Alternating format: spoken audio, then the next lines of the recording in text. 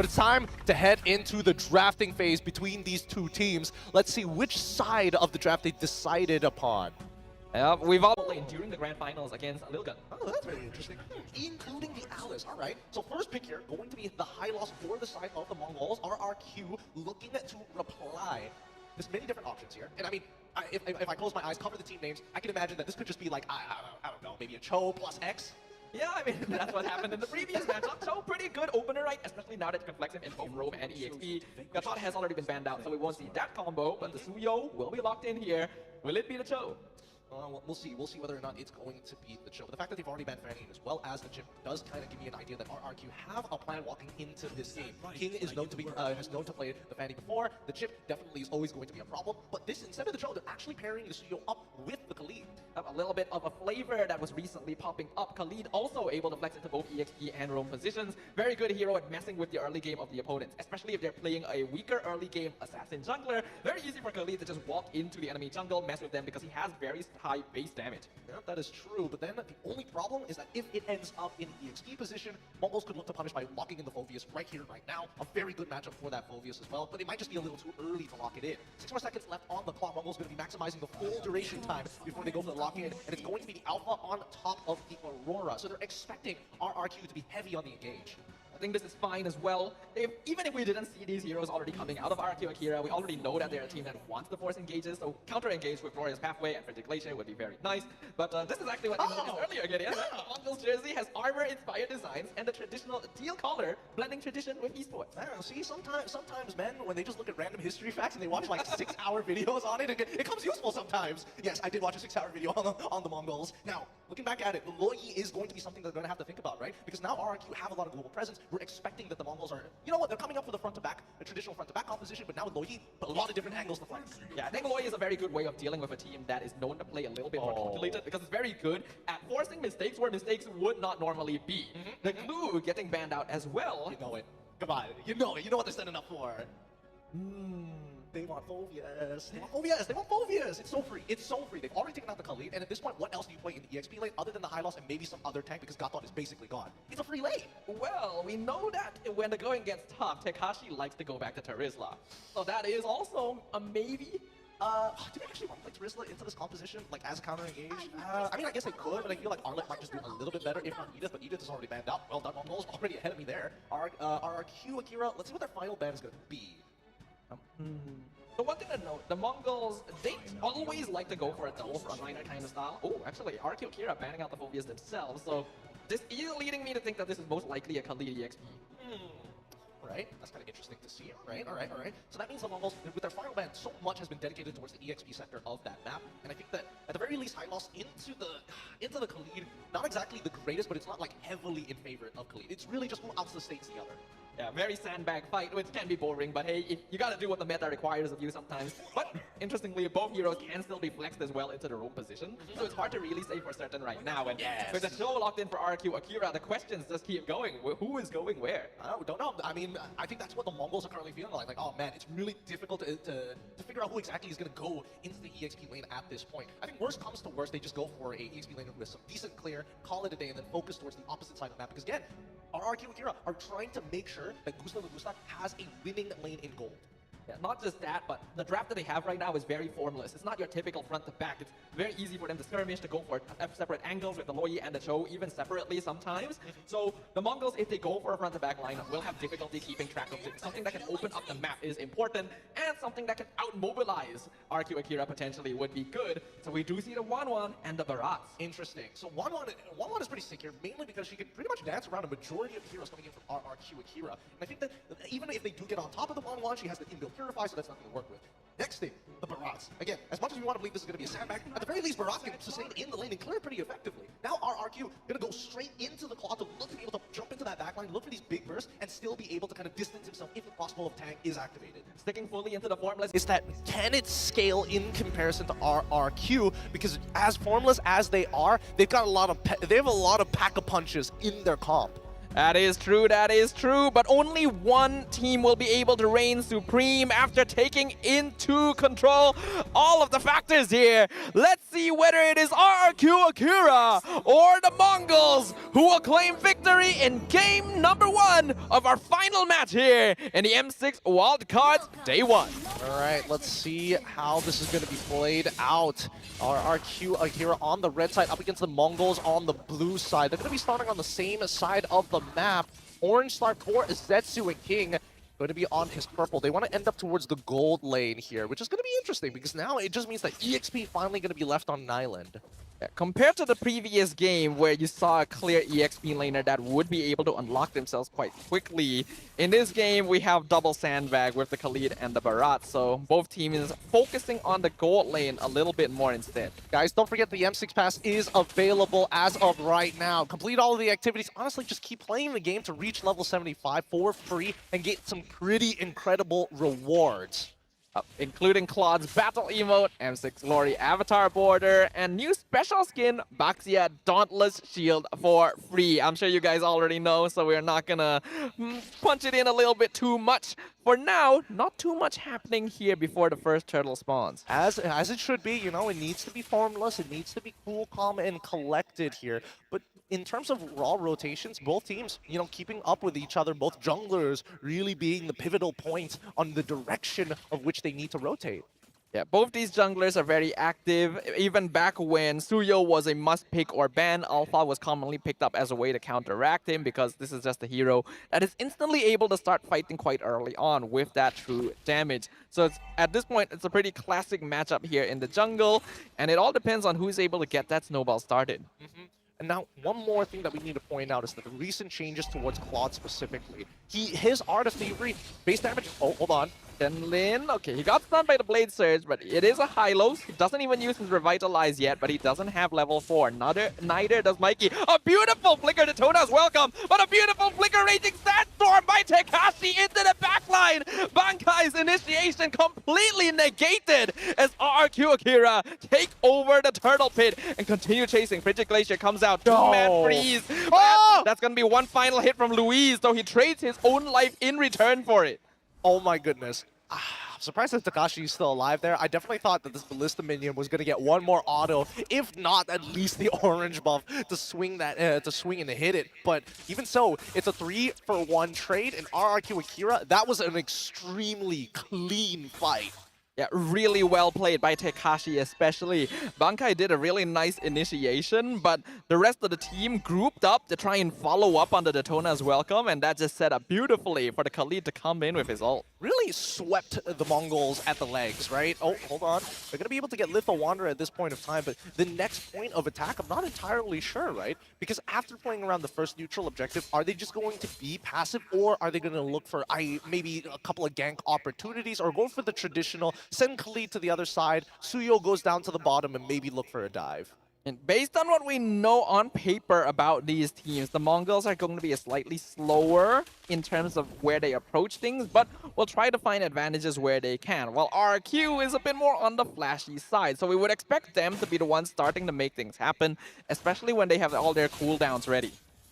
See how it's going to go, because again, these neutral no-man land creeps going to be contested here ever. And I mean, the information is always going to be key, but at the same time, Takashi and as well as a Bankai not really getting much done at this point other than when they are in these team fights. Yeah, the EXP lane becoming the island it always was known for. Diversion, though, gonna visit that island. Daytona's welcome, use the dash away. Really nice reaction from Bankai. Good stuff. That's what you want to see. And actually, wait, let me just double check something real quick. I want to see, did both EXP laners, yeah, they're going at the exact same rate. Both of them completing the Thunderbelts at the same time and opting to actually go for the Warrior Boots. Interesting choice.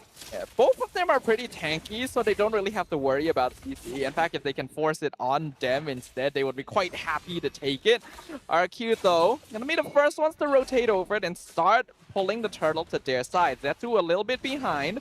But the rest of the Mongols are already here setting up a shot. Kakashi looking for the off flank. Yin Yang reaction on Shenlin. The kick, but revitalized. Use Raging Sandstorm. Dodged away by Mikey. Zetsu steals away the turtle as the Mongols take out Tekashi, who is way too far from the rest of his team. Yeah, that is actually so unfortunate. One revitalize, making the difference from Shen Lin to keep him alive. But again, a lot of battle spells being used. Rinix K, at the very least, his damage, a lot of it just came through the Inspire for him to actually blow through Takashi. And I think that Luis, really good initiation, but unfortunately Revitalize is just that good in the early game. Mongols are very specialized in playing double frontline heroes. They have two tanky boys, which is the Hylos and the Barats. So if either of them get kicked, they're actually quite okay with it. And RQ Akira, their damage is right now very burst-based. So the Mongols have a little bit more consistent DPS over time. And so far, they've matched up against each other on the top side of the map, making sure, again, no initiations have been started. They're going to have to wait a little bit longer here. I'm expecting Bankai to maybe look for an engagement of his own, or is it going to be Shen Lin? Because again, there's a lot of patterns. They haven't really formed patterns in the way that they engage. So far, it's very, as you mentioned, formless. They're being like water. They're just waiting for these opportunities before they unleash. Yeah, I think especially after the first fight as well, the Mongols may not be trying to force things anymore because the counter engage on their side is just a lot stronger. And if they can force RQ Akira to spend resources running at them, then, well, we see Sagan get taken out here. Not even sure how he got picked off like that, but Zetsu's gonna instantly follow up with a double kill on King 2. I thought maybe he got flickered upon, but no, it's just the raw Daytona's welcome. He just hit it nicely, and they made a call and they caught 2, which is a little sad to see because that means RQ Akira is gonna lose a decent amount of tempo only for a bottom tier 1. Like I mentioned, the Mongols have pretty good counter-engage options with these two tanky heroes. So RQ actually may need to stop stepping on the gas a little bit and refocus their efforts elsewhere, because this turtle is going to be very easy for Zetsu to claim. Yeah, and I mean, the double tank lineup, the most annoying part of about it is that if you want to go for a marksman, she's a little too mobile. The Wan, hard to catch. If you want to go for their mid laner, there's two fat tanks just waiting to counter engage. So I think at this point, if RRQ is looking for any point of punishment, it has to be towards the jungle. It's tricky to do so though, because RQ Akira doesn't actually have the best ways of engagement. They're relying on Luis and Tekashi, and while Luis is very good at separating people from their team, Tekashi is hoping that the Mongols stay together so they can hit them with a big Raging Sandstorm. So because of that, the positioning becomes a bit more difficult. This is what we were talking about. Raging Sandstorm on top of Zetsu, taking a lot of damage from King and Sagan, but the dive's still not enough. And now the Glorious Pathway comes in from Shenlin. Bankai in the backline. Detonas flickers in, finds King, stuns him against Sagan, and sets up for a double kill to Mikey. Well, I don't know why Sagan bothered sitting in that bush. It was just, I mean, worst comes to worst, you just keep walking out of there. Your tier 2 is not that far away, and they're going to lose a mid-tier 1 off of it as well. The Mongols just going to quickly just raid from top all the way down to the mid side of the map. I like how Bankai basically just made Sagan experience Yin Yang reaction himself. Yeah. He just threw his teammate at him. Again, Sagan should not be sitting in that bush. There's no reason for him to sit there any longer than he could, especially since that once the Daytona Welcome has connected, you basically have anti-CC, so that's not stopping anytime soon. RQ Akira now definitely on the back foot. 4K behind the Mongols, who have been doing a great job of responding to their aggression thus far. And yeah, I think they are living up to what we mentioned, right? Very calculated rotations, very clean and slow gameplay, slowly taking over the map. Let's see what the next move is going to be, because passiveness, yes, it's great, and it's also good to be reactive against your opponents, but I'm not seeing a lot of forced errors coming out from the Mongols. Are they applying that pressure to RQ Akira to force them in a position where they have to make a mistake, if not lose everything? We'll see, because the Lord is at 30% HP already. Mongols blitzing it down very fast. Shenlin taking a lot of damage, but Glorious Pathway comes out with the Revitalize, and it's just like nothing ever happened. Clean from the Mongols. Yeah, so funny. Bankai just standing inside the Lord Pit to try and deny space and an angle for King to go in, or even try to get out if he gets swallowed up by the Daytona's Welcome. Regardless, the Mongols will be able to secure it, and if they continue to keep up that. Wait, actually no, still stolen away by RRQ Akira, despite all of that happening. Yeah, all things considered, RQ Akira Wait, not what? actually that far behind. 3K at 10 minutes is a very surmountable obstacle, especially since in that previous fight, they were allowing Gusta Lagusta to just farm up the top lane. This Claude has been unaffected the entire game, is going to become their late game win condition, so the Mongols still have to respect that somewhat. I mean, they're going to be losing a decent amount of economy that they build up only because of these Lord-empowered minions. I would like to see a replay of that most situation again. I didn't think he even had the range to get in it, so either it came out a little too late or... Oh, Flicker Jikundo kicks the Aurora, but the Glorious Pathway just splits off the rest of RQ Akira. So killing spree for Zetsu. Passive popped on the mid laner. The Jonas welcome Flicker once again. Not able to get the stun onto King, but no worries. The rest of the team is there to help them with that. That's 2 members of RQ Akira down. Man, this is really frustrating. I can understand why IHC, or otherwise known as Lil Gun, lost to the Mongols, because the Mongols, they don't really give you anything, right? Until they turn it around, and then it's too late. You don't know what the conditions are there that they're looking for, and more so, if you're just slightly out of position, you can expect them to force it upon you. But RQ Akira is actually uniquely equipped to be able to deal with a team with this playstyle. A formless draft means that they can play every part of the map at once. Yes, they will probably have to sacrifice a couple of bodies to make it happen, but as long as Gusta Lagusta can continue scaling up, they can still actually take over because the structure score between them is not that different. It may not be different, but this 3.6k lead coming in from the Mongols hasn't really been moving too far forward. And we're already at the 11th minute, right? So even if the Mongols do hit that initial item power spike, I want to see how they really go, how exactly are they going to capitalize on it? Because we do see that at least from Renix, he does get the winsome nature. He's not going for the Trinity build. Opts to go for a early Malefic Roar, which I respect a lot. Trinity build completed by this Claude, looking to extend it to a Malefic Gun. Yeah, Malefic Gun gonna be very useful on Claude as well, especially against a comp like this that can quite easily run you down. That extra rage could make the difference. Diversion play with the full 5-man. They found Renix K and stunned him instantly. He cannot escape that one. Yep, players, they gotta learn, You don't check the bushes on your way around, you're gonna get punished for it. Really, really unfortunate there. But now that the Lord has spawned, and since that Renix K is already down, I think that RRQ Akira should look to take position. Absolutely. This is the best timing, especially with Gusta Lagusta pushing up that top lane as well. Shenlin being forced to stay behind to deal with it. Blitzing the Lord down right now is an option, but they'll go ahead and zone out Bankai just to be extra safe. But is that going to be the right idea? These few seconds could give them a Way of the Dragon. Louis is just keeping Zetsu in place. He cannot come and steal the Lord. So it will go over to King. Mikey gonna get shut down by Gusta Lagusta as he goes in, does the damage necessary. Bankai just barely escaped himself. And another flicker out from Louise to get out cleanly. Really difficult spot RRQ Akira put them in. They weren't entirely sure how exactly they were going to get in towards that pit side, but at the same time, it almost felt like they were just trying not to give an angle to Luis, but at the same time, you gotta give it to Luis. He did. Oh my goodness! Ouch. Whoa! Where did Renix K's health go? Gusta Lagusta has hit his power spike definitely at this point, and the Mongols, although they've been playing with a tanky lineup so far, in this meta especially, a Fed marksman can melt frontliners so fast. These next couple minutes going to be crucial. Going to have to wait here, trying to sync up the waves. Same time, Mongols are responding accordingly to minimize the damage of these Lord-empowered minions. Finally, the lead actually coming back to RRQ Akira as expected. It's not like the Mongols had a devastatingly large lead anyways, but let's see if we can at least... Oh? Diversion, purely as a diversion here to let the Lord crash into the top inhib. Glorious Pathway to zone out the rest of RRQ as the Mongols deals with the Lord.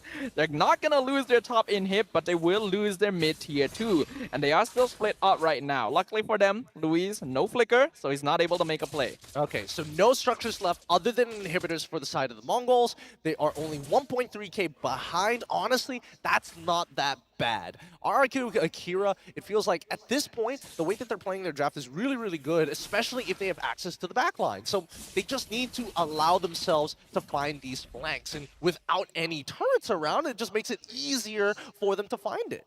Yeah, now this is a bit of a problem for the Mongols because we can actually see that they are playing very closely together. This is a front to back, so they have to be grouped up as 5, especially with the threat of diversion looming over their heads. But that just gives even more time to Gusta Lagusta, and Bankai misses the Tona's welcome. Diversion play comes in on the opposite flank. They're gonna get the knock up on Bankai. A beautiful Raging Sandstorm into 4 members, but Takashi is way too far in front. Winter Crown only delays the mega kill to Zetsu. Yeah, Sagan, he needed to quickly run up forward. Doesn't have much movement speed. He isn't able to close the distance in time, despite Takashi having an incredible engage onto the majority of the members of the Mongols.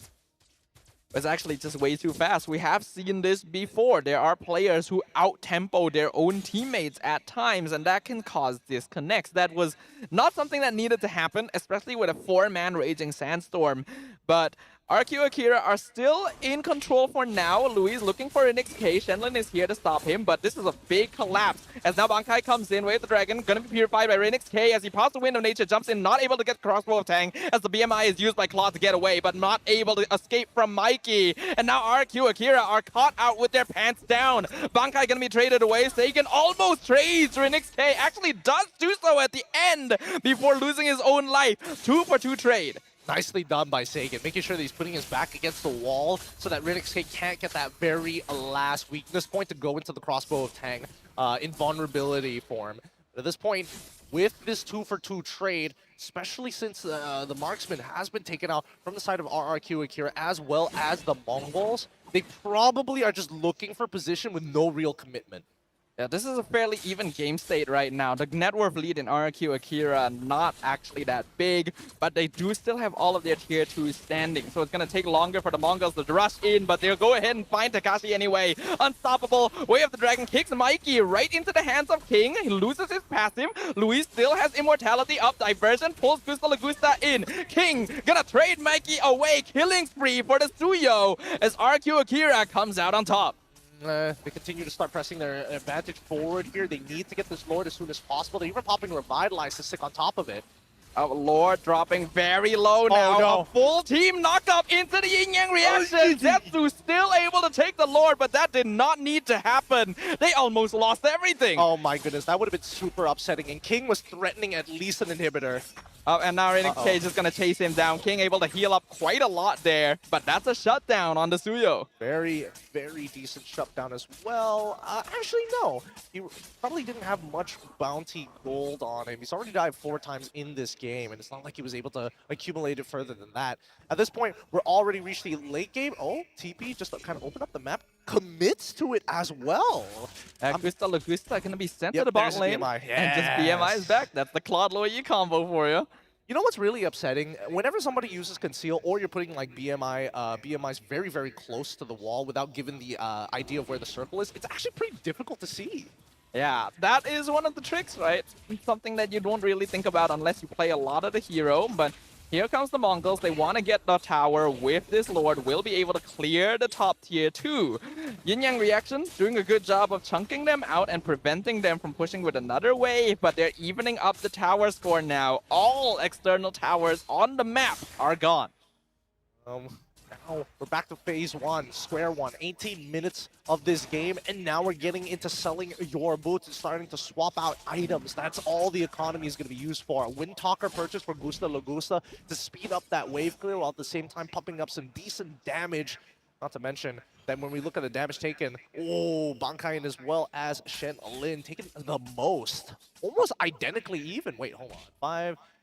5 at 6,000. No, there is a slight difference. It's about 5,000 damage difference, but we can see how much work they are doing. Again, the Shenlin Bankai duo frontline for the Mongols is a very classic maneuver by them. And normally would lose a lot of effectiveness now that we've reached this stage of the game where all of the carries are close to full build, but they're still doing a good job of managing their positions. Now, Be dancing back and forth, just waiting for somebody to make that first initial mistake. They're going to be clearing up the top side of their map, trying to look for position on this Lord, but it's only coming back up in 45 more seconds. Mongols parallel to them on the opposite side. These teams may be surprisingly a bit more even than we thought. The Mongols being a little bit cleaner, unfortunately, they're relying very heavily on 5v5s means that they lose a lot of map control. But RQ Akira has made a number of mistakes that have prevented themselves from taking over in the late game, even though they did a great job of scaling up to that point. Dance around. If they do, double checking the last couple of items here to see if there's anything else out of the ordinary. Oh, hold on. They walked into the brush. A Jikundo knock-up. They found one. That's going to be none other than Rinix K, but he's able to walk away with the door called Meteor Shield. And now Akira are getting dismembered, but they're able to trade for Gusta Lagusta. We still have to remember, they do a lot of damage on this quad. They found Chen Lin. This is a 4v5. The rest of RQ able to get away. Rinix, careful, loses immortality to the yin yang reaction and walks way too far. Sagan punishes him. Takashi gonna be taken out as well. Monster kill for Zetsu, as now King wants to chase them down and finish them off. Gusta still pushing the bot lane by himself, so the Mongols have to get away. Diversion play from Sagan, tries to keep Zetsu in place, but he misses out on it. Winter Crown though keeps him alive, as the rest of RQ are playing as formless as they need to be. Mikey, the only survivor, easily dispatched, and that means that this is going to be a full team wipe on the Mongols for RRQ Akira. An easy and empty path straight into the base. Game 1 going over to RRQ Akira. Oh, good stuff. Great. Honestly, the game just boiled down to how you space against your opponents in these team fights, and finally we see the Mongols make that mistake. Tanks just a little too close. For a 1-1 at this point, you actually can kind of split push the lane. How did I miss that on the previous screen? That is very unusual. I think we saw the green and just assumed, yeah, that's a BO3, right? Probably, right? I don't know. This very first fight was very convincing. This was super surgical coming in from both the EXP laners, and the more that I think about it, the more I'm realizing that both of these teams have a lot of similarities. Yeah, they want to try and take advantage of enemy mistakes, but I feel like in this case, because of that similarity, RQ Akira was able to come out on top a little bit with that additional experience of being able to come back from a situation where you are at a deficit of, while the fights being very scrappy is not ideal, sometimes you just gotta make it happen to set up an open pathway so that your carry can open the road for the rest of you. I mean, I don't know. I think I want to see a different side of both of these teams in the second